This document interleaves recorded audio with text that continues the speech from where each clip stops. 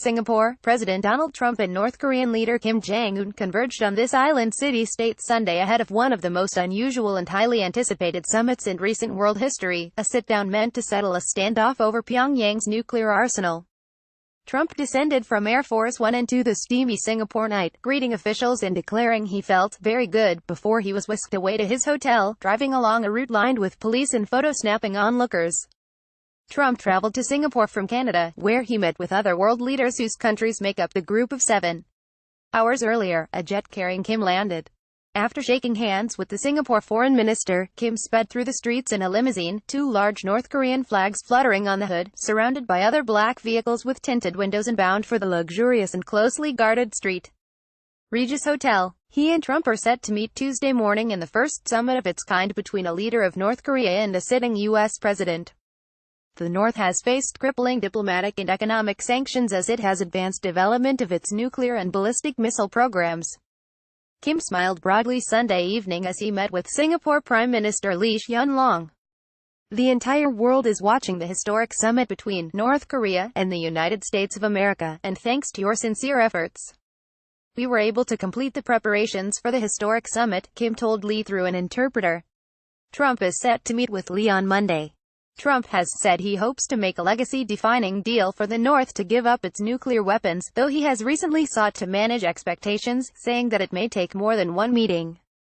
The North, many experts believe, stands on the brink of being able to target the entire U.S. mainland with its nuclear-armed missiles, and while there's deep skepticism that Kim will quickly give up those hard-won nukes, there's also some hope that diplomacy can replace the animosity between the U.S.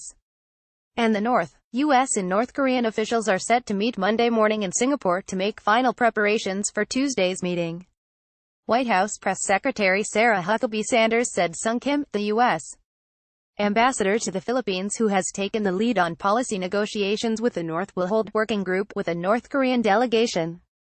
The North Korean autocrat's every move will be followed by 3,000 journalists who have converged on Singapore, and by gawkers around the world, up until he shakes hands with Trump on Tuesday. It's a reflection of the intense global curiosity over Kim's sudden turn to diplomacy in recent months after a slew of North Korean nuclear and missile tests last year raised serious fears of war.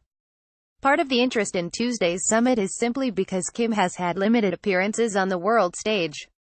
He has only publicly left his country 3 times since taking power after his father's death in late 2011, traveling twice to China and once across his shared border with the South to the southern part of the demilitarized zone in recent summits with the leaders of China and South Korea, respectively.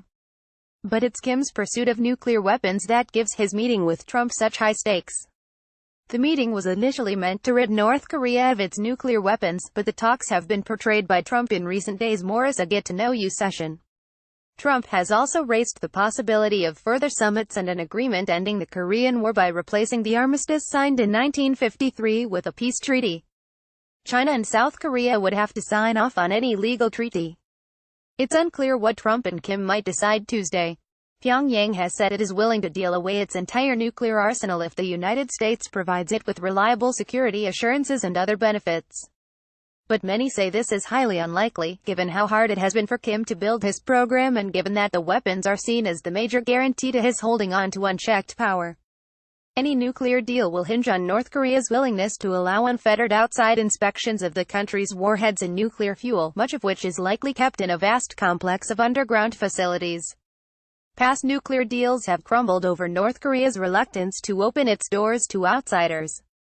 Another possibility from the summit is a deal to end the Korean War, which North Korea has long demanded, presumably, in part, to get U.S. troops off the Korean peninsula and, eventually, pave the way for a North Korean-led unified Korea.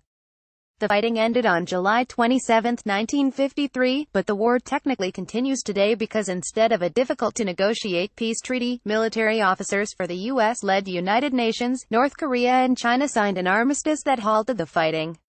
The North may see a treaty, and its presumed safety assurances from Washington, as its best way of preserving the Kim family dynasty. The ensuing recognition as a normal country could then allow sanctions relief, and later international aid and investment.